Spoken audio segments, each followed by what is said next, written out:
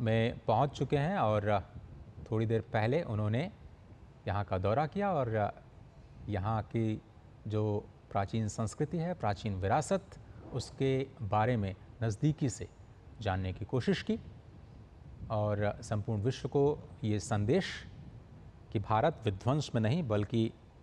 निर्माण में यकीन रखता है और एक बार फिर से नई शुरुआत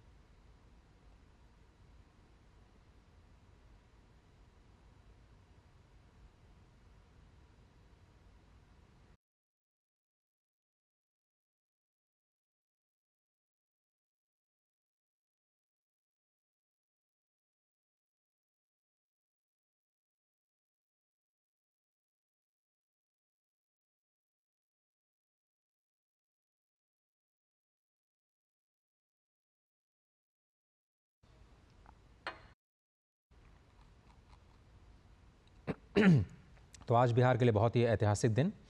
नालंदा विश्वविद्यालय एक बार फिर से इतिहास रचने को तैयार और ये तस्वीरें इसमें आप देख रहे हैं भग्नावशेष का अवलोकन कर रहे हैं प्रधानमंत्री नरेंद्र मोदी और नए परिसर का उद्घाटन करेंगे अब से थोड़ी देर बाद। परिसर की ये खासियत कि ये नेट ज़ीरो परिसर और एक बार फिर से जनसेवा के लिए, शिक्षा के विश्वव्यापी प्रसार के लिए ये परिसर अपनी अग्रणी भूमिका निभाने के लिए अब तैयार नज़र आ रहे हैं। और प्रधानमंत्री नरेंद्र मोदी का राजगीर और प्राचीन नालंदा विश्वविद्यालय का ये दौरा आज बिहार के लिए बहुत ही ऐतिहासिक है। लगातार तीसरी बार प्रधानमंत्री बनने के बाद पहली बार आज बिहार के दौरे पर पहुंचे हैं प्रधानमंत्री नरेंद्र मोदी और पूरे विश्व को आज एक बार फिर से नया संदेश दिया जाएगा। इस पूरे कार्यक्रम में 17 देशों के राजदूत भी शामिल होंगे और आपको बताएं कि ये विदेश मंत्रालय के तहत नया विश्वविद्यालय का निर्माण किया गया है। करीब 1800 करोड़ रुपए की लागत में ये 455 एकड़ में फैला हुआ नया परिसर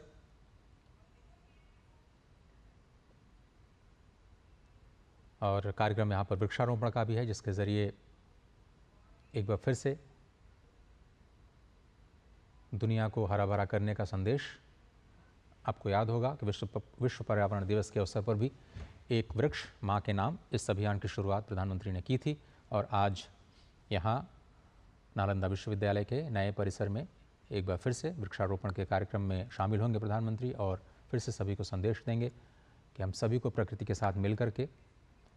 निर्माण की प्रक्रिया को आगे बढ़ाते रहना है। और नालंदा विश्वविद्यालय में अध्ययन कर रहे कई देशों के छात्र छात्राएं भी इस अवसर पर मौजूद रहेंगे। तो एक बार फिर से बिहार का नालंदा विश्वविद्यालय, जो कि प्राचीन शिक्षा का एक बहुत ही अद्भुत केंद्र, जिसके कारण भारत को विश्व गुरु के तौर पर देखा जाता था, जब पूरी दुनिया में शिक्षा का प्रचार उतना नहीं था, भारत में इतने बड़े स्तर के विश्वविद्यालय होना भारतीय संस्कृति की विद्या और ज्ञान के प्रति समर्पण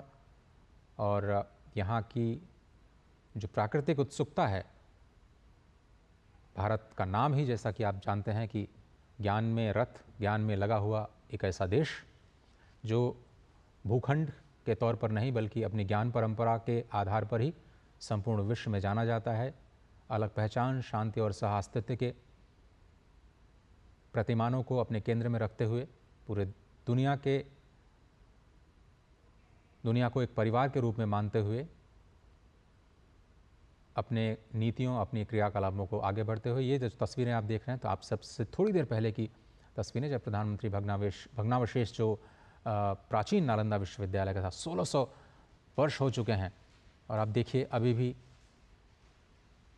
उतने ही शान के साथ ये इमारत खड़ी है। भले ही उसको कुछ आतताइयों द्वारा विध्वंस कर डाला गया लेकिन आज फिर से सृजन की नई राह पर ये विश्वविद्यालय एक बार फिर से खड़ा होता हुआ नजर आ रहा है। आपको याद होगा G20 का जब सम्मेलन हो रहा था, संपूर्ण विश्व के बड़े नेता जब यहाँ पर मौजूद थे, तो प्रधानमंत्री जब सभी को नए भारत मंडपम में रिसीव कर रहे थे तो पीछे जो तस्वीर थी वो नालंदा विश्वविद्यालय की थी और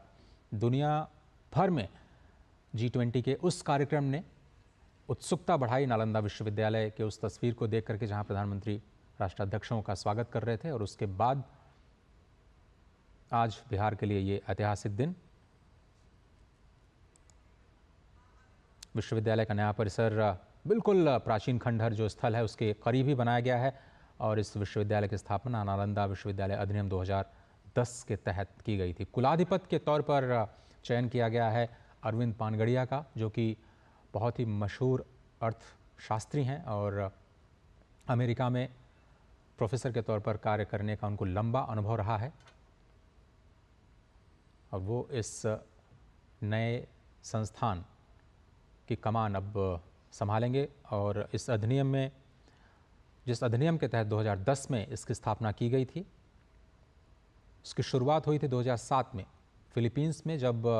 दूसरा पूर्वी एशिया शिखर सम्मेलन था, ईस्ट एशिया समिट, जिसमें भारत ने ये प्रतिबद्धता जताई थी कि हम इस विश्वविद्यालय को फिर से शुरू करेंगे और ईस्ट एशिया के देशों को इसके साथ जोड़ा जाएगा। इतिहास बहुत ही अद्वितीय कहा जा सकता है। स्थापना 5वीं शताब्दी में हुई, जहां दुनिया भर से छात्र अध्ययन के लिए आते थे। विशेषज्ञों की अगर माने तो 12वीं शताब्दी में आक्रमणकारियों द्वारा इसे नष्ट किया गया और उससे पहले 800 वर्षों तक लगातार अपनी जो ज्ञान की परंपरा है वो पूरी दुनिया तक विस्तार देने में इस विश्वविद्यालय ने अत्यंत महत्वपूर्ण भूमिका निभाई। अभी फिलहाल विश्वविद्यालय में 6 अध्ययन केंद्र हैं, जिसमें बौद्ध अध्ययन सबसे सर्वोपरि माना जाता है और दुनिया भर के छात्र आकर के बौद्ध दर्शन के साथ जुड़ी हुई अपने शोध कार्यक्रम और परास्नातक जो अध्ययन की परंपरा है उसमें हिस्सा लेते हैं। साथ ही साथ दर्शन और तुलनात्मक धर्म का स्कूल, ऐतिहासिक अध्ययन का स्कूल, पारिस्थितिकी और पर्यावरण अध्ययन, सतत विकास और प्रबंधन, ये भी इसके पाठ्यक्रमों में शामिल हैं। तो केवल बौद्ध और दर्शन और धर्म तक ही सीमित नहीं, बल्कि ये इतिहास के साथ साथ जो आज का इकोसिस्टम है और पर्यावरण की भी विरासत को आगे बढ़ाने के लिए एक अध्ययन केंद्र के तौर पर यह विश्वविद्यालय जाना जाएगा। और आज प्रधानमंत्री नए परिसर का उद्घाटन करेंगे। बिल्कुल अत्याधुनिक तकनीक के साथ नेट ज़ीरो का इस्तेमाल करते हुए इसको बनाया गया है। कार्बन न्यूट्रल आर्किटेक्ट और अपनी जो प्राचीन भव्यता है वास्तुकला के ज़रिए, वो भी पूरी दुनिया को एक बार फिर से स्पष्ट नजर आएगी। प्रधानमंत्री इन तस्वीरों में उस भव्य इतिहास की जानकारी लेते हुए, जिसके अवशेष आज सिर्फ कुछ खंडहर के तौर पर पूरी दुनिया के सामने आक्रमणकारियों के विध्वंस की वो कहानी कहते हैं, जिसमें कहा जाता है कि महीनों तक कई लाख पुस्तकें यहाँ की पुस्तकालय में जला दी गईं। निर्माण के खिलाफ आक्रमणकारी जो सोच है उसके ऊपर एक बार फिर से सृजन के जरिए उन सभी विध्वंसकारी सोच का मुकाबला करने के लिए भारत एक बार फिर से खड़ा हुआ है और आज बिहार के लिए अत्यंत महत्वपूर्ण दिन।